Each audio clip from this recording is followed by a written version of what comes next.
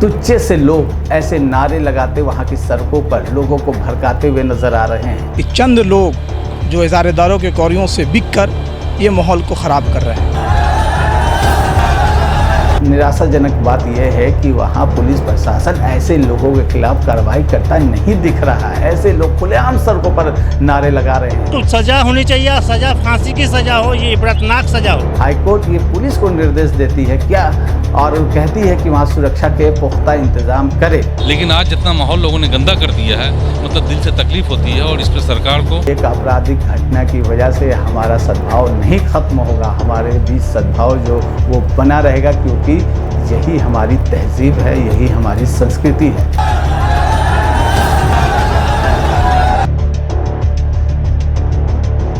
नमस्कार, आप देख रहे हैं NBC 24 और मैं हूं आपके साथ फिरोज। तो क्या दिल्ली के उत्तम नगर में खूनी ईद इस बार मनाई जाएगी? ऐसा हम इसलिए कह रहे हैं क्योंकि लगातार पिछले कुछ दिनों से कुछ संगठन इस तरह के नारे लगाते हुए उत्तम नगर में दिखाई दे रहे हैं। लगातार लोगों को उकसाने की कोशिश की जा रही है। होली में दो पड़ोसियों के बीच मारपीट के बाद एक युवक की मौत हो जाती है। उसके बाद जो वहाँ माहौल हो गया है, उसमें जहर घोलने की लगातार कोशिश की जा रही है। माहौल बिल्कुल तनावपूर्ण बना हुआ है। 2020 का माहौल याद कीजिए, दिल्ली में किस तरह दंगे में दिल्ली दहल उठी थी, जल उठी थी। उसी तरह की एक बार फिर से साजिश करने की कोशिश की जा रही है। तो क्या हिंदुस्तान के लोग ये चाहते हैं, जहाँ गंगा जमुना तहजीब के साथ लोग सदियों से रहते आए हैं, इस तहजीब को बिगाड़ने की कोशिश की जा रही है। कुछ मामूली से संगठन, तुच्चे से लोग ऐसे नारे लगाते वहाँ की सड़कों पर लोगों को भड़काते हुए नजर आ रहे हैं कि इस बार खूनी ईद होगी।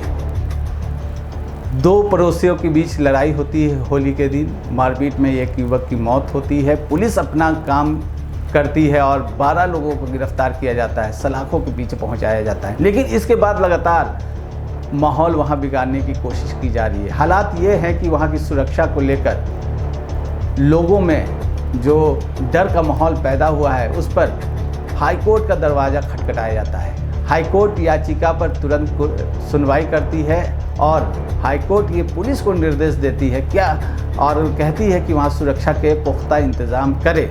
दिल्ली हाईकोर्ट ने दिल्ली पुलिस को ये सुनिश्चित करने को कहा है कि उत्तम नगर में ईद के मौके पर माहौल ना बिगड़े। कोर्ट ने कहा कि पुलिस सुरक्षा व्यवस्था पुख्ता करने समेत तमाम एहतियाती कदम उठाए ताकि ईद का त्यौहार शांतिपूर्ण मनाया जा सके। कोर्ट ने कहा कि इलाके में पुलिस के सुरक्षा प्रबंध रामनवमी के बाद तक जारी रखी जाए। साथ ही उम्मीद जताई कि समाज के सभी वर्ग भी आपस में संयम रखे ताकि शांति और सद्भाव बना रहे।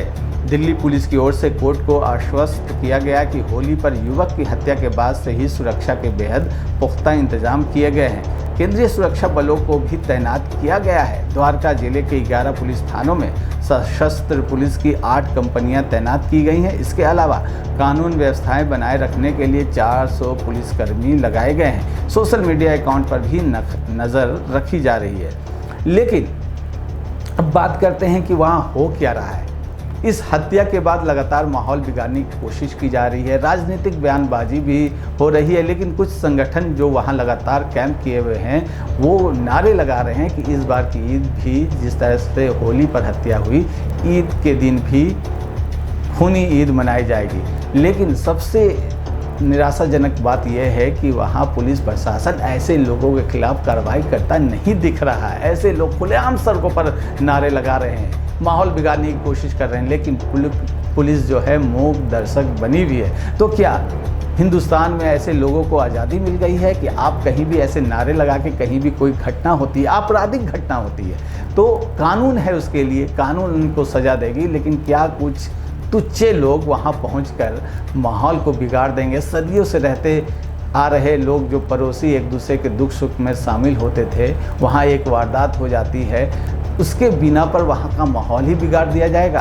राजनीतिक बयानबाजी भी हो रही है इसमें।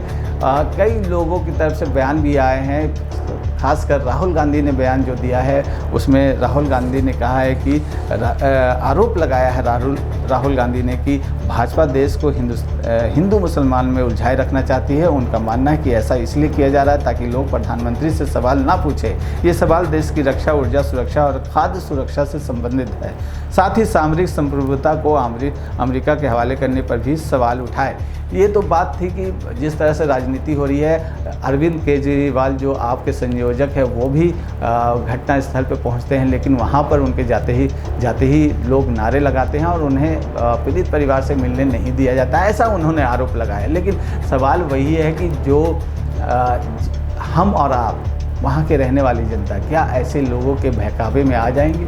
क्या एक दूसरे के साथ सदियों से रहते आए किसी एक आपराधिक घटना, कुछ लोगों की गलतियों की सज़ा क्या पूरा समाज भुगतेगा, पूरा देश भुगतेगा, पूरा शहर भुगतेगा? ये समझदारी वाली बात है कि क्या हम अपने गंगा जमनी तहजीब को बचा के रखेंगे? लोगों का क्या कहना है इस घटना को लेकर, आइए पहले आपको वो सुनाते हैं। कि जो कुछ भी हो रहा है ये बहुत गंदगी फैलाया जा रहा है और लोग जानबूझ करके किसी भी मुद्दे को हिंदू मुस्लिम का रंग दे रहे हैं। ये बहुत अफसोस की बात है, बहुत मतलब बेहद अफसोस की बात है। जब जहाँ मिल के रहते हैं, उठते एक तरफ अजान होती है, एक तरफ मंदिर का घंटा बजता है, हम मंदिर में जाते हैं घूमने के लिए और वो लोग हमारे मस्जिद में आते हैं घूमने के लिए। लेकिन आज जितना माहौल लोगों ने गंदा कर दिया है, मतलब दिल से तकलीफ होती है और इस पर सरकार को, सेंट्रल गवर्नमेंट को सख्त से सख्त कदम उठाना चाहिए। इसमें आज हम सरकार से, जुडिशियल से, खासतौर पर जुडिशियल अच्छी हैं और मीडिया से है कि वो पहले भ्रम ना फैला दें, जांच हो। हाँ, जो एक्यूज्ड है उसको सज़ा होनी चाहिए, सज़ा फांसी की सज़ा हो, ये इबरतनाक सज़ा हो। लेकिन नहीं है तो उसके लिए हर आवाम को, हम मुसलमान हैं तो ये माने बेवजह ना हो।